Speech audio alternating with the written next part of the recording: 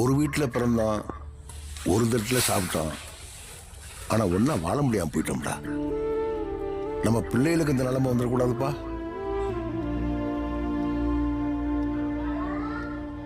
அதுகளுக்கு அண்ணன் தம்பி, அக்கா தங்கச்சி, அத்தை மாமே, பெரியப்பன் சித்தப்பன்னு எல்லாரும் இருக்கணும்ப்பா.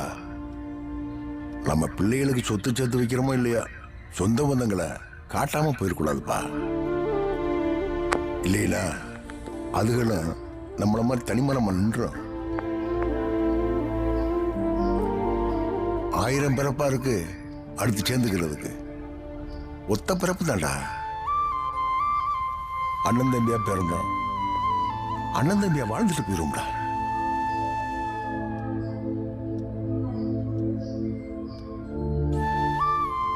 டேய் செல்வம்,